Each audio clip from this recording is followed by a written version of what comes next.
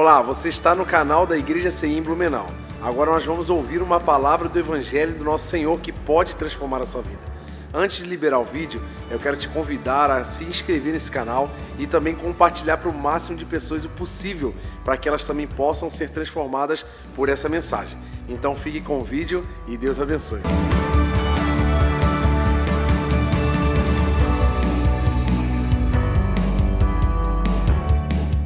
Então vamos à palavra aqui de hoje, capítulo 5 do livro de Atos, e é o 5º capítulo dessa temporada, dessa série incrível.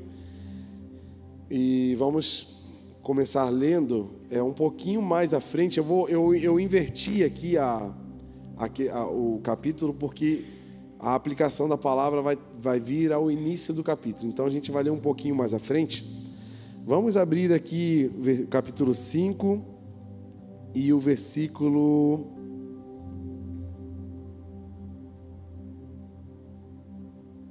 41. Atos 5, 41. Eu vou começar do final. Bem doido, né? Bem já tipo Atos, assim, né? Tudo. 5:41 diz assim: os apóstolos saíram do sinédrio alegres por terem sido considerados dignos de serem humilhados por causa do nome de Jesus. Todos os dias no templo e de casa em casa não deixavam de ensinar e proclamar o nome de Cristo, de Jesus, que é o Cristo. O que estava acontecendo aqui, né? A gente leu no capítulo 4 que eles já haviam sido presos, né? E foram interrogados, aí voltaram. E aqui, no capítulo 5, ocorreu a mesma coisa, eles foram presos de novo. É interessante que nós não vemos um comportamento fugitivo dos discípulos. Eu não estou vendo aqui um comportamento de baixar a guarda no tocante às resistências que o mundo nos traz em servir a Deus. Nas resistências que a carne nos traz em servir a Deus. Nós vemos um comportamento de guarda levantada, faca no dente e sangue nos olhos. Os discípulos estavam prontos a avançar. Nada impedia eles. E o que tinha acontecido aqui? Eles tinham... Eu vou contar um pouquinho antes. Depois do capítulo 4, o Espírito Santo estava tão atuante na vida dos discípulos que quando o povo de um bairro sabia que os discípulos iam passar por ali, iam estar pregando nas casas, como eu li aqui para vocês, tinha as pessoas doentes, alguns que talvez estavam sofrendo opressão demoníaca ou até possessão. De tanta gente que tinha, eles paravam nas calçadas das casas, assim, na beira da rua, para que pelo menos se a sombra de Pedro passasse pela pessoa, já era curada. Olha o nível de milagres e maravilhas que eles estavam vivendo. A Bíblia vai contar aqui que as pessoas eram tanta gente que pelo menos a sombra que passava, curava. Então isso chamou a atenção, porque não era o foco em si dos discípulos somente curar. E também não é o foco de Jesus, não foi o foco de Jesus vir à terra só para tirar uma lepra, só para fazer tu enxergar. Não! Jesus veio para te curar aqui na carne, mas para salvar a sua alma. Então o trabalho de Jesus, o trabalho redentor de Jesus, foi além da nossa carne. Foi sim para nos libertar da condenação eterna. E o dos discípulos foi uma continuação disso. Então não foi somente para ir curar as pessoas, mas sim, como diz aqui, eles iam de casa em casa, iam no templo todos os dias e pregavam sobre Jesus Cristo. E se a gente anda no Espírito, gente, que eu vou entrar muito, quem está vindo na aula de teologia, cara, a aula de teologia ontem me trouxe muitas revelações para hoje. Parece que o pastor Bartolomeu veio ontem para me preparar para hoje. Quem veio ontem vai entender o que eu vou falar hoje. Vai ser, cara, é o que estava na aula ontem. E se andamos no Espírito, gente, eu posso viver o que Pedro viveu. Por que Pedro, onde ele passava, a sombra dele... Gente, olha o nível de viver no Espírito. O que eu aprendo com isso? Eu posso acreditar que se eu vivo com o meu espírito ligado em Deus. Independe do ambiente do trabalho que eu vivo, independe do bairro que eu vivo, independe da minha família problemática. Se eu ando no Espírito e carrego o Espírito Santo, aonde eu vou, eu mudo o ambiente. Mesmo sem falar, a sombra fala. A sombra tem ação, a sombra está ali. Estão entendendo? Então, o fato de... Por isso que nós não podemos nos esconder, porque o que nós carregamos é poderoso. Por isso que Jesus falou, não se esconde uma lâmpada debaixo de uma cadeira, de uma mesa. A lâmpada é colocada num lugar de exposição para que possa iluminar o ambiente. E eu e você, não é porque nós somos estrelinha de Jesus, não é porque a gente é bom, não é porque a gente sabe, não, é pelo que nós carregamos. Então nós não podemos temer em meio a qualquer situação, porque maior é o que está em mim e você do que está no mundo. E é só ir para frente. E era o que os discípulos estavam fazendo, eles iam para frente. E por causa desse mover que estava acontecendo, imagina, gente, imagina se um de nós começa a andar pela cidade e a pessoa começa a ser curada. Primeira coisa, vai ter gente já com o celular filmando story, te marcando, né?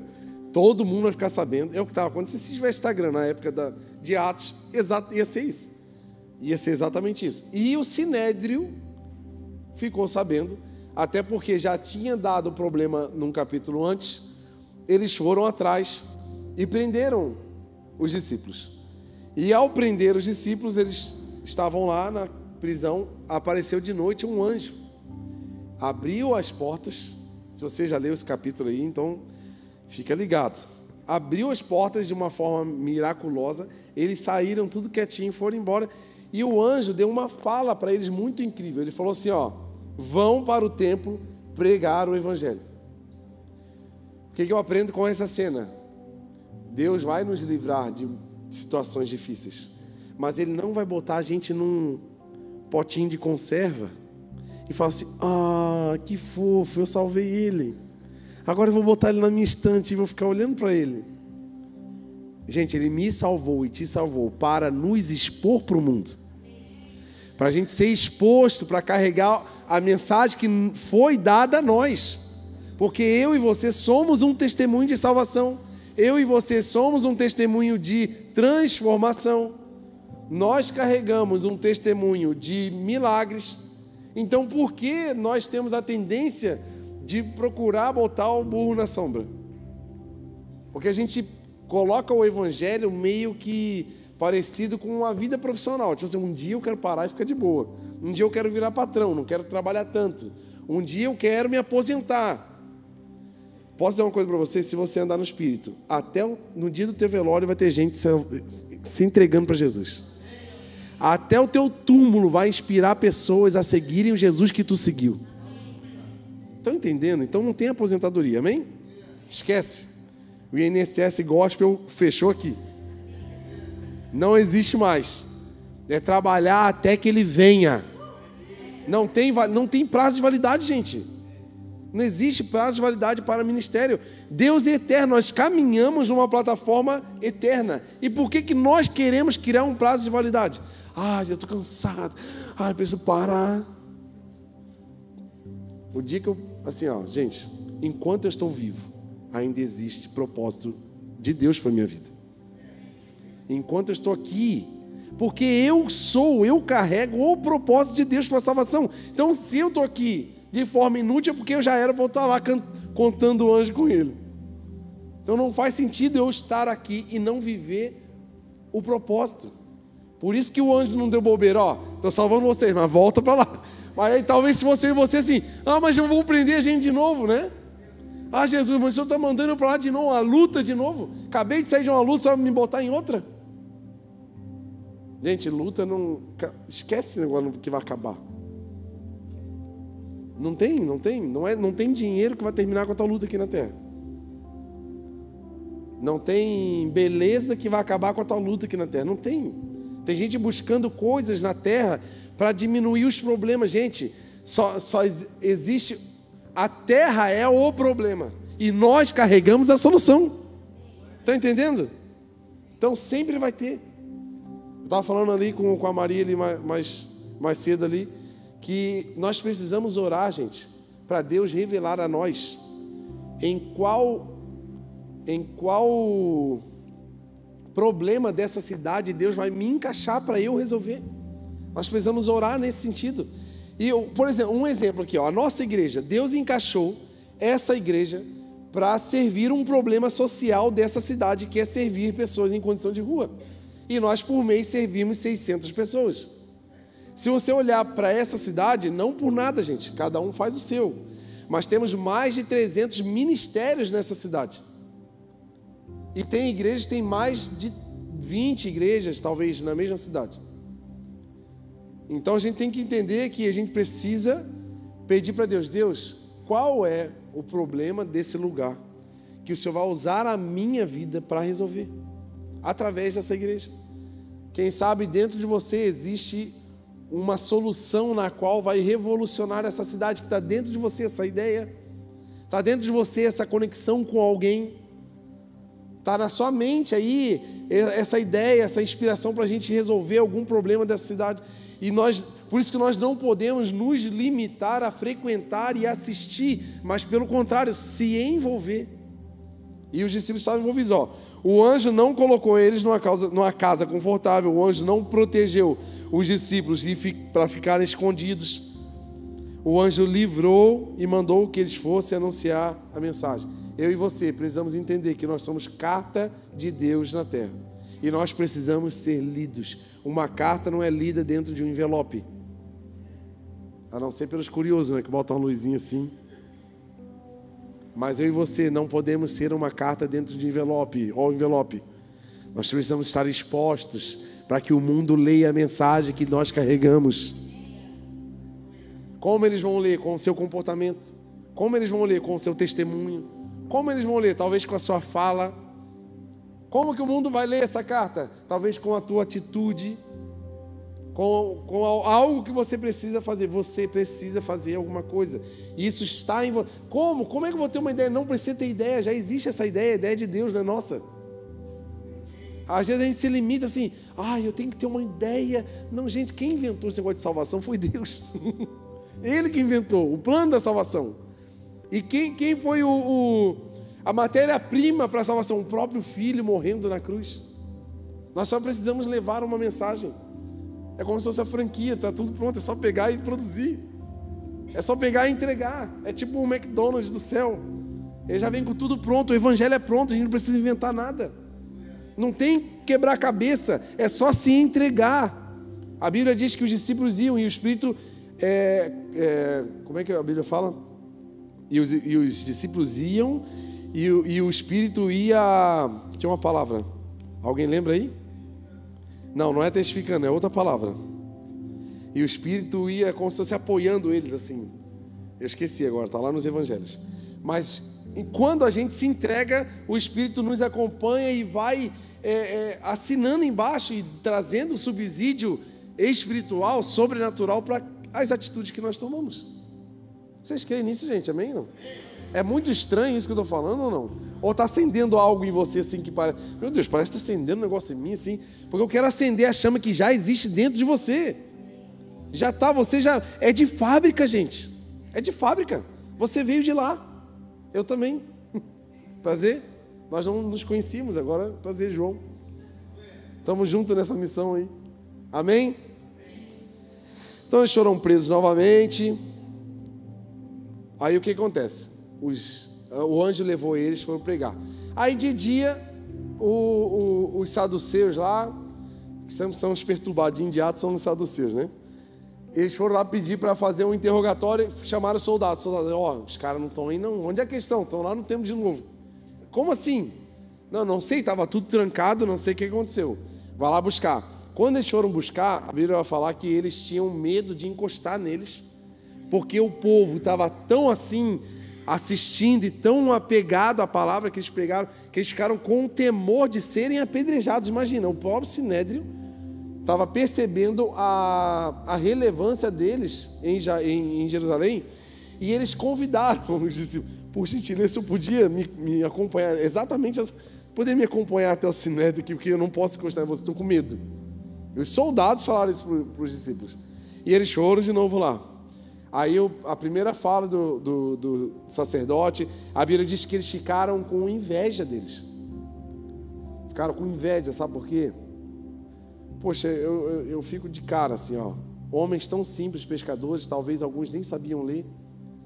Os caras mestres da lei, fariseus, saduceus, sacerdotes, conheciam a palavra, conhecia a lei, conhecia tudo de Deus, mas eles não conseguiam fazer o que os discípulos faziam. Sabe por quê, gente? Porque eles eram presos à religiosidade.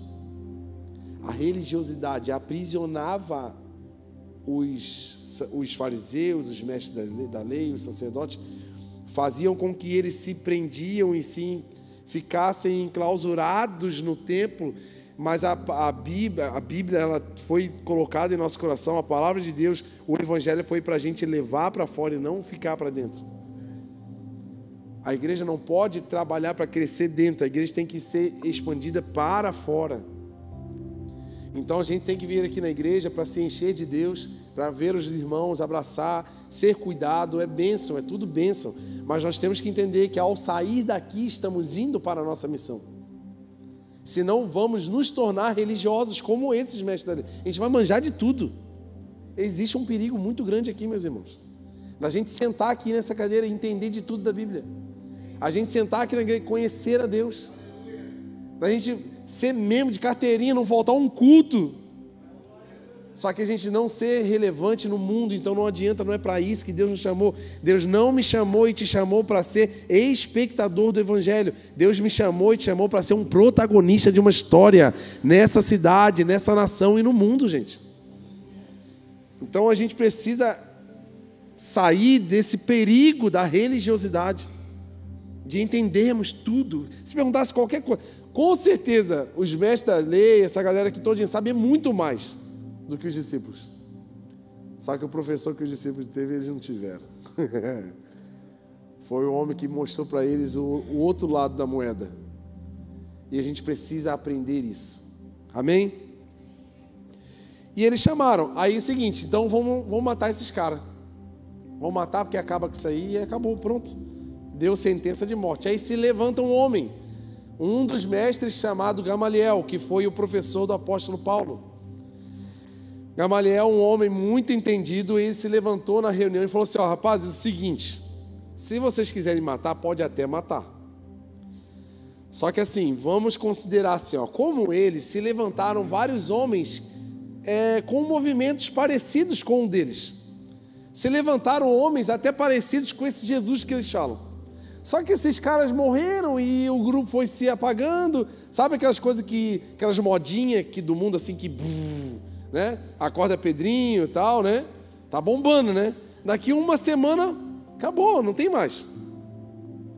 Eu falei assim, ó, tem um monte de gente que faz isso. Sabe o que eu acho? Ó, o Gamaliel falando. Deixa esses caras, deixa. Sabe por quê? Se for Deus mesmo que eles estão falando, nós estamos tudo lascado. Mas se não for, daqui a pouco acaba. Na verdade, eu tenho assim, ó, quase certeza que Gamaliel sabia o que estava falando. Ele tinha sentido algo na vida dos discípulos. Ele percebeu, cara, eu vou defender esses caras. Senão, nós, como somos as pessoas que estamos decidindo pela vida deles, nós vamos ser cobrados por Deus. Então, eu prefiro segurar. Aí, sabe que tá bom, então não vão matar. Só vão dar uma coça neles. Vai, leva para lá e vão açoitar. Pau! Açoitaram. Aí, entra no versículo que eu li.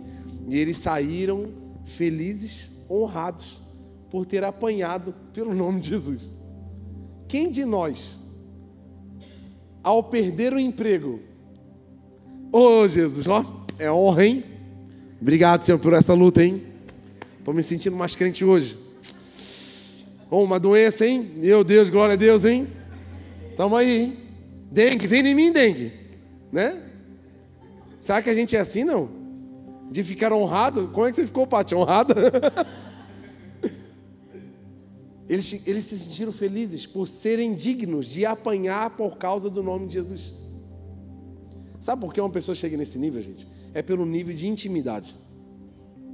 De entender que nenhum sofrimento na terra é comparado à glória eterna que há de vir e ser revelado. Paulo vai dizer em Coríntios exatamente essas palavras.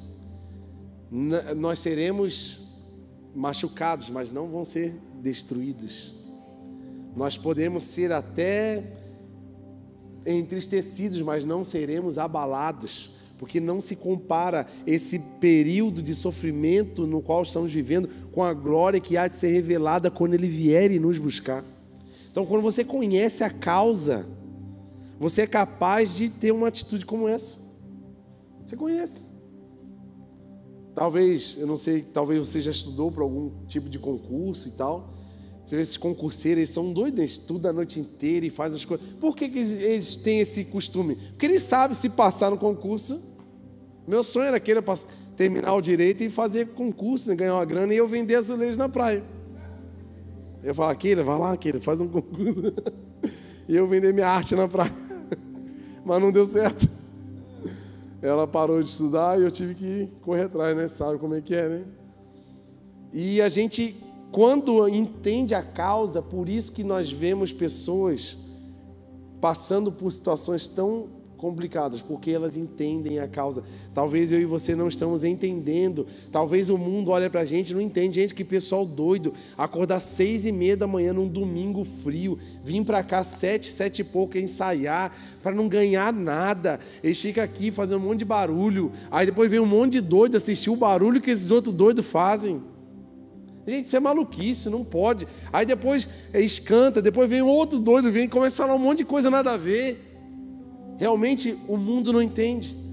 Aí acaba esse negócio de doideira que eles falam. Aí eles vão lá e ainda botam dinheiro ainda no negócio ainda. Para o mundo, gente, isso aqui é maluquice. Mas para quem conhece é poder de Deus, gente.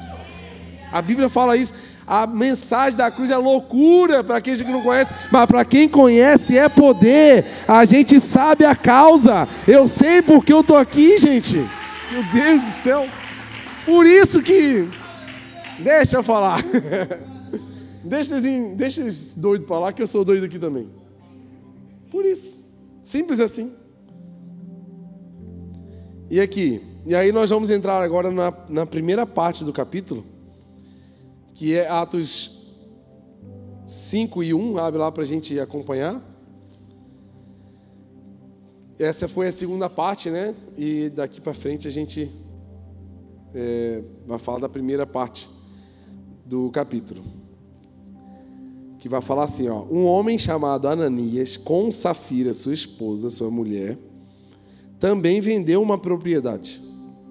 Ele reteve, repete comigo, reteve parte do dinheiro para si. Sabendo disso, também é sua mulher. Fala assim, também é sua mulher. E o restante levou e colocou aos pés dos apóstolos. Aqui está uma história muito impactante do livro, né? Que ela demonstra muitas coisas que nós vamos desenvolver aqui. Primeiro a gente tem que entender o que estava acontecendo na igreja. Que ele fala assim, ó, também vendeu uma propriedade. Por que o Lucas falou assim? Ele também vendeu. Abre lá Atos 4, versículo 34. Para a gente entender. Por que Lucas falou assim? E Ananias e Safira também venderam. Olha o que Atos 4, 34 diz. Não havia pessoas necessitadas entre eles, pois os que possuíam terras ou casas as vendiam e traziam o dinheiro da venda e o colocavam aos pés dos apóstolos, que distribuíam segundo a necessidade de cada um. José, um levita de Chipre, a quem os apóstolos deram o nome de Barnabé, que significa encorajador, vendeu um campo que possuía, trouxe o dinheiro e colocou aos pés dos apóstolos. Aí a gente entende. E Ananias e Safira também venderam uma terra que eles tinham e colocaram aos pés dos apóstolos. Só que existem algumas palavras que trazem uma questão de muita diferença aqui. Se você vê, o que estava acontecendo em Atos 3, Atos 2, 3 e 4? O evangelho estava sendo pregado, milagres, curas, libertações acontecendo, E as pessoas que se entregavam ao Evangelho, se entregavam ao reinado de Cristo, elas entendiam que não precisavam de tanto que tinha, e elas ficavam com um pouco menos e vendia e entregava, porque existia um trabalho social muito grande que ajudava as pessoas. Na época, o contexto de uma viúva, por exemplo, uma viúva na época de Atos, ela ou virava prostituta, ou era mendiga, ou era uma escrava. Não tinha trabalho, não tinha emprego, não tinha empresa, não tinha dignidade para uma mulher. Então, uma mulher viúva que perdia o marido muito novo, por sinal, ela entrava num caos social terrível. Então, a religião, por isso que os saduceus, por isso que os fariseus ficavam com inveja, porque eles que conheciam Deus, conheciam o amor de Deus, não faziam nada por esse povo. E chegou Jesus trazendo o Evangelho, a boa notícia, trazendo um estilo de vida trazido do céu, da cultura do reino. E eles fizeram um trabalho social para a alimentação desse povo. E não só as viúvas. Quando algumas dessas viúvas tinham filhos jovens, novos, adolescentes, eles também acabavam virando escravos ou bandidos ou alguma coisa à margem da sociedade. E as pessoas se inspiravam na igreja, viam tudo. Se você ler Atos 2, 42 em diante, você vai ver o que era o modelo da igreja. Aí apareceu um casal que achou isso legal. Nossa, que legal. Eu vou vender também. Eu quero sair lá no hall dos ofertantes. Eu quero que o pastor me chame para orar. Eu quero que, sei lá, sair na fotinha do Instagram. Eu quero entrar nessa onda. Eu quero também vender alguma coisa e entregar lá. Eu também quero. Talvez é uma intenção até boa. Se você vê, o Lucas ele escreveu com palavras bem parecidas. Olha aqui, ó, ele tinha, ó, lá no 36, 37, ele tinha um campo, ele vendeu e trouxe aos pés dos apóstolos. Se você ler o Atos 5, eles tinham uma propriedade e também venderam e colocaram aos pés dos apóstolos. Só que existe uma diferença aqui entre uma pessoa que entregou tudo o que tinha e outra que reteve. Essa palavra fez toda a diferença nos dois casos. O que aconteceu com Ananias e Safira? Eles venderam um terreno e falaram assim, ó, vamos vender por 100 mil, esse aqui é 100 mil, esse terreno, beleza, vamos lá, 100 mil. Vamos pegar 20 mil, vamos para a Europa, lá para Disney, lá nos Estados Unidos, vamos fazer uma viagem da hora e vamos pegar esse 80 e vamos falar que é o dinheiro tudo, porque a gente está entregando tudo, vamos lá e vamos entregar e vai ser top, nós vamos ficar top com a igreja, nós vamos ficar top com o pastor, nós vamos ficar com moral com a galera, nós vamos fazer uma viagemzinha ainda, vai ser top. Fechou? Fechou, Safira? Só se tu comprar uma bolsinha da Louis Vuitton para mim, compra minha florzinha, né? Pode deixar que vai ser tua, pode escolher. Então vai. Foram, quando eles estavam indo para a igreja, Ananias estava mais à frente, a Safira não tinha ido com ele. Quando ele chegou na porta da igreja com um valor para entregar, na hora Pedro falou assim, Ananias, por que você deixou Satanás botar isso no teu coração? Ele assim, epa, como assim? Sabe por quê, gente? Tudo que é de mal vem dele. E o interessante é que Satanás ele tenta enganar a gente, porque tudo que Ananias estava fazendo era parecido com o que a igreja fazia. Ele vendeu, Barnabé vendeu, Ananias vendeu. Barnabé entregou aos pés dos apóstolos, Ananias também estava entregando aos pés dos apóstolos. Está vendo que o Satanás ele até tenta fazer um negócio parecido, só que ele, como é fake, ele é ruim, ele não é perfeito como Deus, ele é falho, ele não é o nosso Deus. Ele é ganancioso, ele é mentiroso, ele é enganador. Ele faz com que a gente acredite que o que estamos fazendo é o certo. E na hora Pedro falou assim, peraí, vamos ler lá, bota lá, Atos 5, versículo 3. Então perguntou Pedro, Ananias, como você permitiu que Satanás enchesse o seu coração a ponto de você mentir ao Espírito Santo e guardar para você uma parte do dinheiro que recebeu da propriedade? Gente, Ananias nem tinha entrado na igreja. Ananias estava chegando na porta, Estava ali no café. Depois dessa palavra vai ter uma gente com medo de morrer nesse café aqui. Brincadeira, gente. Jonas não vai deixar ninguém morrer lá. Ananias tinha entrado no café. Aí pensei, ei, por que você deixou, cara? Por quê? Você foi enganado. Olha o que acontece. Ela não pertencia, não era tua a propriedade. E depois de vendida, o dinheiro não estava no seu poder. O que levou você a pensar a fazer isso? Você não mentiu para nós, os homens, você mentiu para Deus.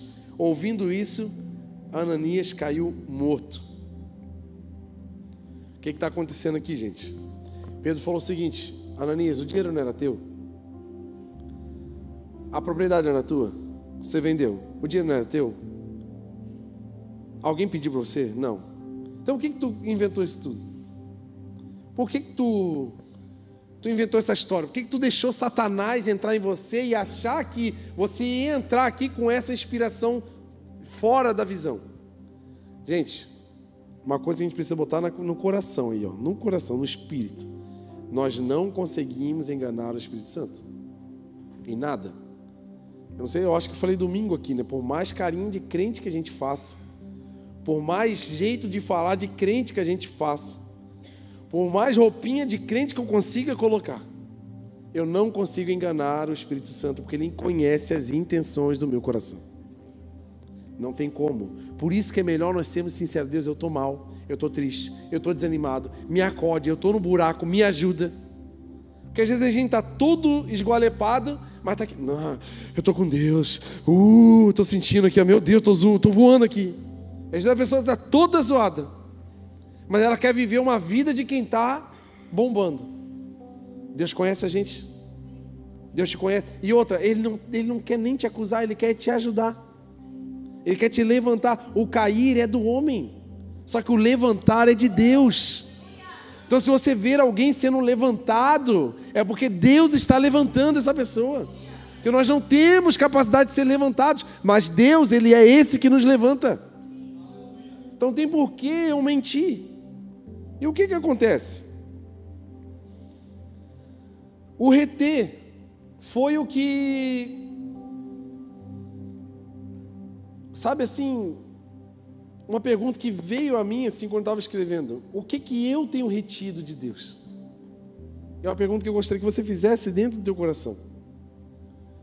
O que eu e você temos que poderia estar sendo desempenhado? Em tudo que eu falei no início da palavra, que eu e você somos escolhidos, somos um projeto de Deus na terra, nós carregamos algo.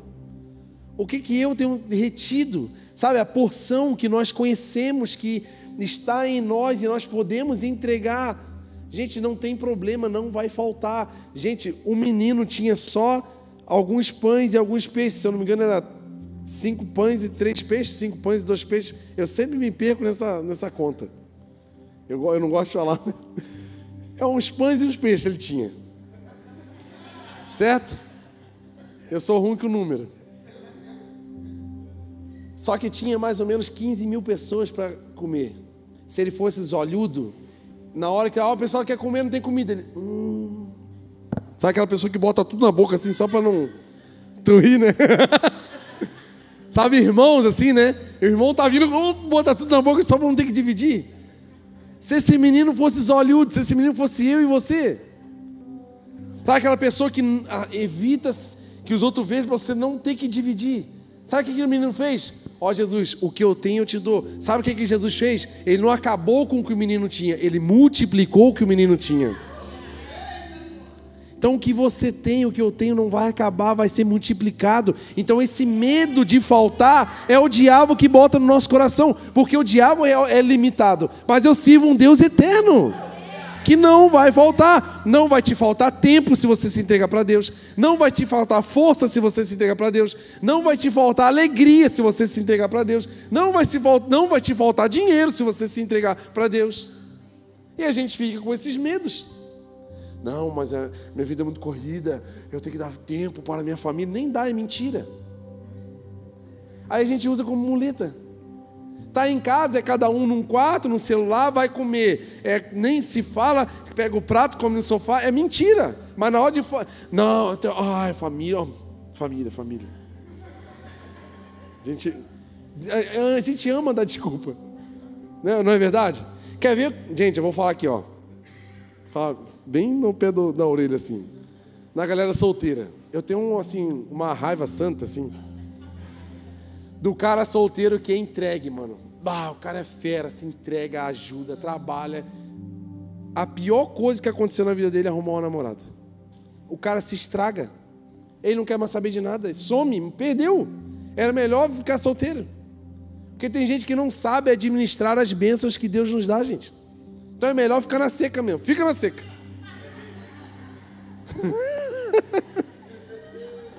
Tu ri, né? Porque tu conhece alguém que tá na seca, né? Por isso que tu tá rindo. Gente, verdade ou não é, gente? Gente, pega esse namoro e bota Deus no meio. Eita glória aqui, ó. Pega esse namoro que tu sonha, bota Deus no meio e caminha você. Deus e a varoa assim, ó. Tu vai ver se tua vida não vai decolar. Tu vai ver. Tu vai ver. Tem gente que não pode ser promovido da empresa, gente. Porque se ganhar um aumento, acabou. Vai pegar o dinheiro, vai curtir, vai viajar, vai fazer qualquer coisa. Menos. Eu vivi isso. Eu fiz isso. Tô falando de mim, tá, gente? Uma época, eu estava trabalhando, eu era solteiro ainda. Estava noivo. Aí a Keira chegou na minha vida, casando, glória a Deus, aleluia, muita alegria. Aí eu comecei a fazer muita hora extra. E eu era líder da parte do louvor da igreja, do coral. Aí sabe qual era a desculpa que eu dava? Não, pastor, muito trabalho, cara. Uma fase aí de adquirir bens e tal, sabe como é que é? Aquele papo mole assim de gente sem fé.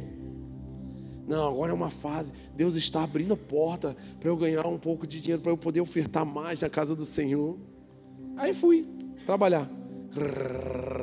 Trabalhava de domingo a domingo, de segunda a sexta eu trabalhava das 7h30 às 9h30 da noite, de 7h30 da manhã às 9h30 da noite. Isso que eu saía 5 horas da manhã de casa, porque era 80 quilômetros de distância do meu trabalho. Aí eu trabalhava sábado das 7h30 até as 5h30 e domingo das 7h30 até meio-dia, ou então dava uma esticadinha, porque domingo é 100%, né? Sabe que vai ganhar dobrado. Olha os olhos desse tamanho, ó. Cabe nem na cara. Aí trabalhando, né? Dinheiro, né? Aí o dia que eu pegava uma folga, sabe o que eu fazia? Pegava a irmã Keila, pegava o carrinho, João Pessoa, Maragogi. Eu morava lá em Pernambuco na época. Passeando, sabe o que Deus fez? Cadê o carioca? É o trabalho que está deixando ele longe de mim. Segunda-feira, 7h30 da manhã, demitido. Sabe o que eu fiz naquele dia? Um culto em casa, chorando. Olha como é que eu fiquei crente. Tudo que Deus queria era um culto da minha parte. E Ele conseguiu, tirando o que estava me atrapalhando. Gente, Deus não quer que você sofra com as próprias bênçãos que Ele te dá. Estão entendendo? Às vezes a gente está aqui querendo alguma coisa da terra e Deus está querendo te dar coisa do céu. E as coisas da terra estão atrapalhando você ter as coisas do céu. Queiram coisas do céu, não queiram coisas da terra. Em nome de Jesus. Aí eu fiquei tão crente, gente. Meu Deus, chorando, choreiro em casa, né? Violão, que andava assim chorando. Chorava, eu acho que de desespero, gente. Meu Jesus, que fase. Aí na sexta-feira eu arrumei outro emprego, assim, ó, na lata, rapidão. Não, eu fiquei uns 4 dias assim, eu procurava emprego de tudo que tu imagina, de todas as áreas profissionais, de tudo. Tinha uma obra pertinho da minha casa, eu tentei pegar de soldador, não dava, tudo. Aí do nada, um amigo me liga e me arruma um emprego e eu, aí o que aconteceu? Aí eu fui para ganhar, tipo assim, tranquilo, a metade, menos da metade do que eu ganhava. Aí já me quebrou, né? Aí fiquei me arrastando, fiquei 6 meses nessa empresa, aí depois a gente voltou para o sul aqui, para ganhar praticamente a mesma coisa. Meu Deus, foi 365 dias de choro, gente. Muito choro. Vocês não têm noção. De assim, ó, a vida parecia que não ia ter mais rumo. Eu tinha 2 anos de casado, já estou com 14. Eu pensava que assim, eu não ia mais ajeitar. Perdi a chance da vida de crescer sem alguém. Perdi, foi. Eu estava assim, ó, sabe assim, sem esperança.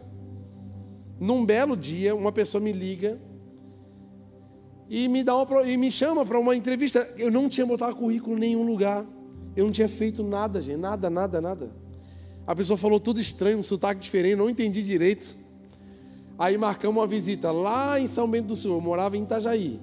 Eu falei, moça, eu só posso quarta-feira. Tipo assim, como se eu não tivesse numa pindaíba precisando, né?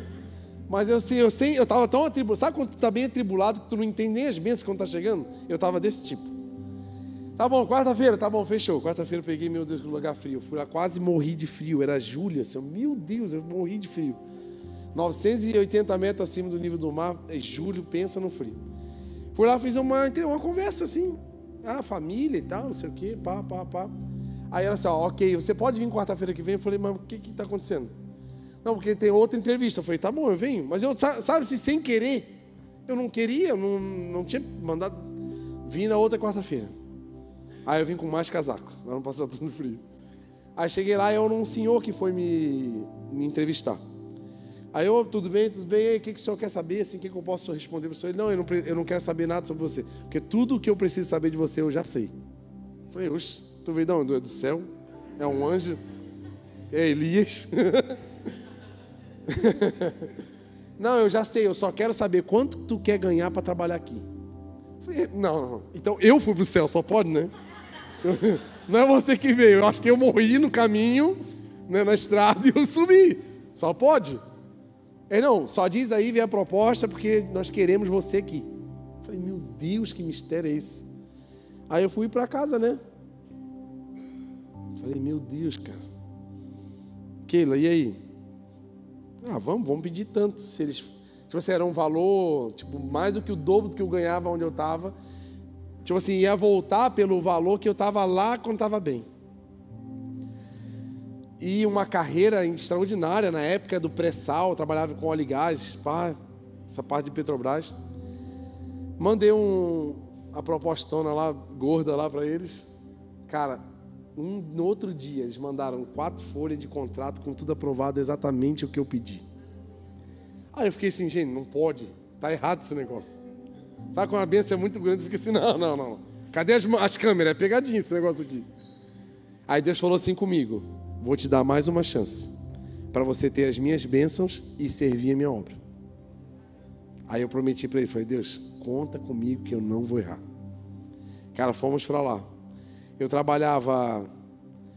trabalhei em todos os turnos que tu imagina. Trabalhei das 7 às 5, trabalhei das 2 da tarde às 11h30 da noite, trabalhei das 5 da manhã às 2 da tarde, trabalhei das 7 às 7, das 5 às 5, trabalhei das 10 da noite até 5 da manhã. Tinha dia que eu entrava às 2 horas da tarde, saía às 5 horas da manhã, assim, todos os níveis que tu imagina. Aí teve uma época que eu trabalhei aqui em Itajaí num projeto do Porto, aí eu saía de lá 5 horas da manhã, trabalhava até 11 horas da manhã, voltava lá, trabalhava até 11 horas da noite. Só que ao mesmo tempo, com esse nível de trabalho, eu estava trabalhando no mesmo nível na igreja. Do nada, a gente entrou na igreja assim, aí o pastor e um casal. Chegaram os líderes de jovens da igreja, que a gente estava orando, sem conhecer a gente. Assim, desse tipo. Eu falei, meu Deus, o que é isso, gente? Aí já o pastor já veio na nossa casa no outro dia e tal. Quando eu vi, eu era o líder dos jovens da igreja. Não tinha banda. Só tinha o músico mais novo tinha 65 anos. Era só bandinha de sopro. E tinha um tecladista com 9 dedos. Gente. Gente, assim, ó. Era um caos, assim. Eu falei, gente, tamo aí, né? E a gente sendo convidado. Jesus. Vocês não sabem, assim, metade das coisas que eu já passei nessa minha vida, gente.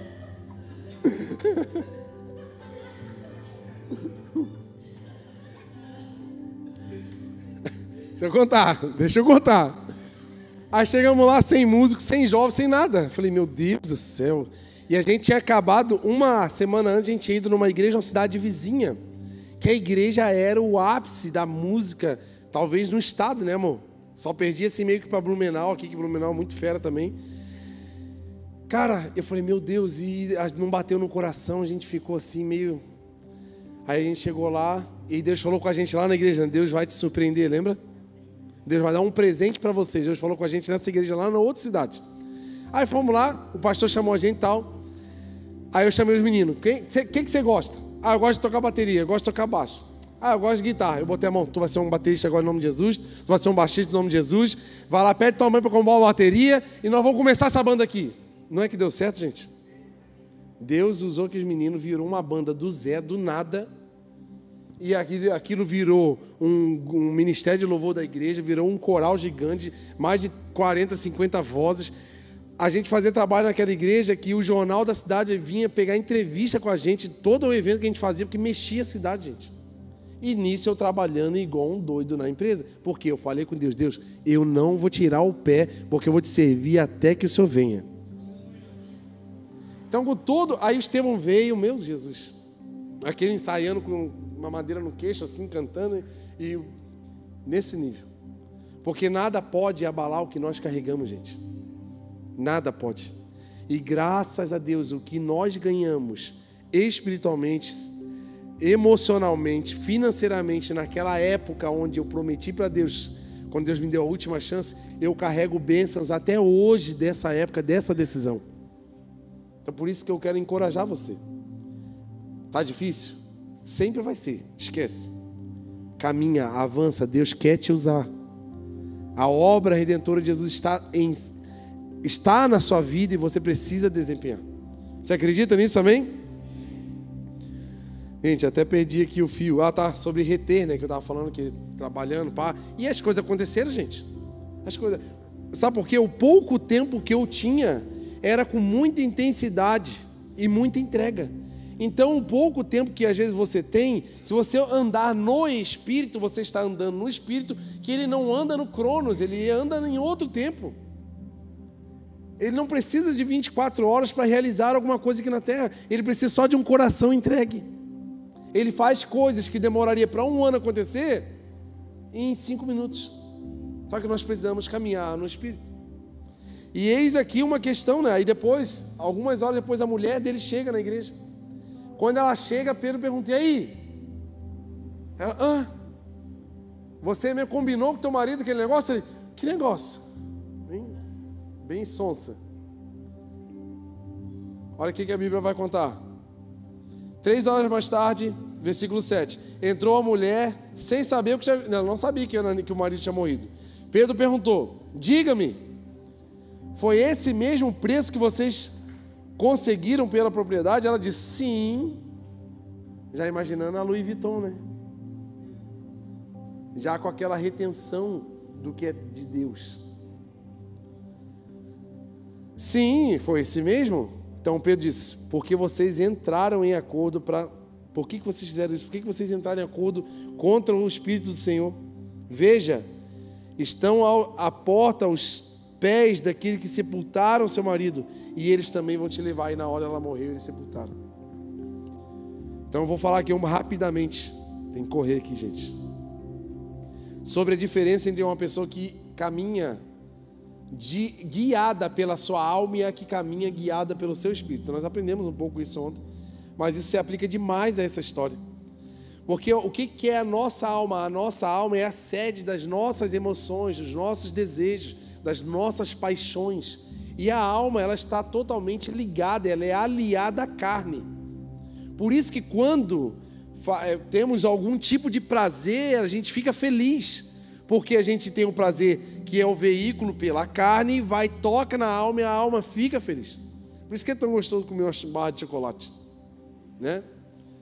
Hoje eu estava ansioso e a Kira chegou. Vamos tomar um cafezinho. Aí ela chegou lá na pia, tinha uma canequinha.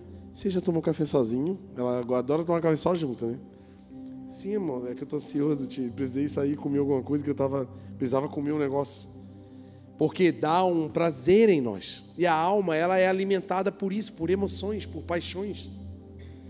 A alma, ela é apaixonada pelas coisas da terra. Pelo pecado, pelas coisas que não são de Deus. Ela é ligada ao corpo, aos prazeres, e ela é volátil. E ela tende a ser obediente apenas às suas próprias vontades. Por isso que essa briga entre o que é certo e o que é errado. Por isso que parece que o que é errado é bom. Por isso que parece que o que é proibido é melhor. Não é que parece, é que a alma cria uma expectativa. A alma, ela cria um desejo, uma ganância sobre algo que aquilo parece que é a solução da nossa vida. E quando entramos naquilo e a gente percebe que não era nada daquilo, aí vem a tristeza, vai para onde? Vai para a alma também, porque a alma é volátil. A alma ela é alimentada por paixões, e a paixão ela é momentânea. A paixão ela te carrega, mas ela te abandona. E o espírito é a consciência, a intuição que nós carregamos. E é pelo espírito que Deus comunica, sabe por quê? Quando lá em João 4 Jesus fala, Deus é espírito e Ele procura os que o adoram em espírito e em verdade. Deus, quando fala com a gente, Ele não fala na nossa alma, Ele não fala no nosso corpo, apesar do nosso corpo sentir a pressão espiritual, apesar da nossa alma se mover de alegria ao ouvir a voz de Deus, mas o contato que Deus tem conosco é através do Espírito, porque Ele é Espírito, Ele fala com o Espírito, porque Ele é Espírito. O Espírito Santo atua no seu e no meu espírito, por isso que o nome dele é Espírito Santo. Não, seria alma santa. Entendeu? Simples assim. Ele não é a alma santa, é o Espírito Santo.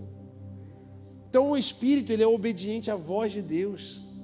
O Espírito ele traz a generosidade do céu, ele traz a sensibilidade do reino. Ele é obediente. Então pessoas que são guiadas pelas emoções, buscam o prazer, é porque a alma está comandando nas escolhas. São pessoas guiadas pelo que a alma diz. Mas se eu e você fortalecermos o nosso espírito, se a gente viver no Espírito, quem vai comandar nossas escolhas vai ser o Espírito. E se no Espírito decidimos, com certeza decidiremos governados pelo Espírito Santo. Então as nossas escolhas serão melhores. A nossa visão terá um discernimento melhor antes das decisões, porque estamos caminhando no Espírito. A pessoa que caminha na alma, ela é aquela impulsionada pelo ímpeto de resolver, pelo ímpeto de querer, e às vezes acelerar alguns processos, pular algumas etapas. E o Espírito é calmo, ele é tranquilo, porque ele é ligado em Deus. Ele sabe a hora, ele sabe que Deus vai abençoar. O Espírito, ele confia. O Espírito, ele aguarda a hora de Deus, porque ele conhece o tempo de Deus. Então, quando você vê uma pessoa espiritual, uma pessoa que vive no Espírito, não é aquela pessoa que é na alma, emocionada, e não, a pessoa que vive, ela te responde com sabedoria, ela aguarda as coisas, você sente calma e serenidade, porque ela caminha no Espírito.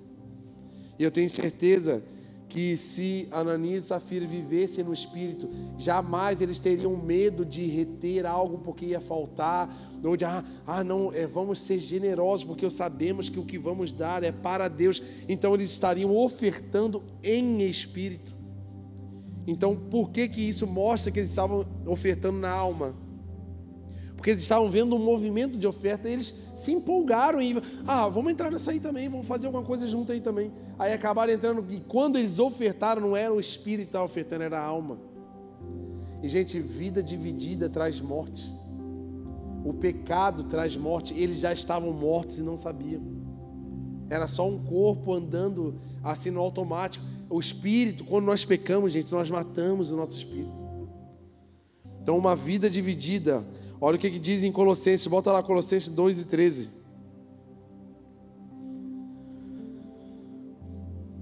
Olha o que diz. Quando vocês estavam mortos em pecados e na incircuncisão da sua carne, Deus os vivificou juntamente com Cristo e Ele nos perdoou diante das nossas transgressões. Então o nosso pecado nos traz morte. Se o Alan já puder subir para a gente terminar, eu quero te trazer aqui um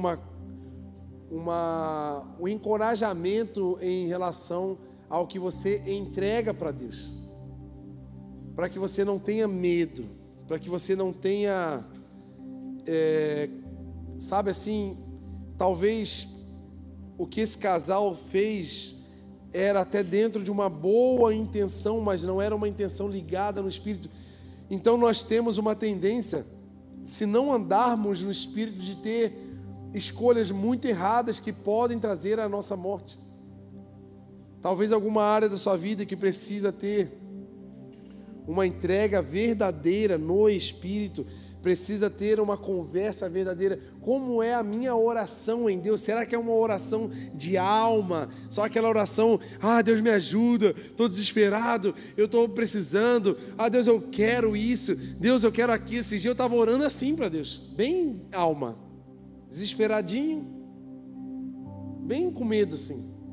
Aí do nada assim, o Espírito Santo falou assim, ei, por quê? Por que está orando desse jeito? Tu não confia em mim não, cara? Quem sabe as nossas orações têm sido só na alma, só aquele desespero, porque a gente quer as coisas, a gente quer conquistar aqui embaixo. Mas eu tenho certeza, se a partir de hoje nós começarmos a orar no Espírito, nós iremos comunicar a mesma língua dos céus com Deus. E com certeza estaremos alinhados a tudo que Deus quer, porque o Espírito é de Deus, o Espírito está alinhado em Deus. O problema é que nós estamos andando desalinhado, colocando a alma, os desejos, as paixões na frente, o que enche os nossos olhos na frente. E aquilo que enche os nossos olhos se torna as nossas prioridades. Aí a gente começa a gastar tempo, dinheiro, força, energia em coisas que estão desalinhadas às coisas do Espírito. Aí o nosso espírito começa a adoecer, a se tornar fraco. Aí a gente começa a ter uma vida pesada, difícil. Aí, meu Deus, aí começa tudo ruim mesmo. Mas se andarmos no Espírito, não vamos errar, porque o Espírito Santo nos guia.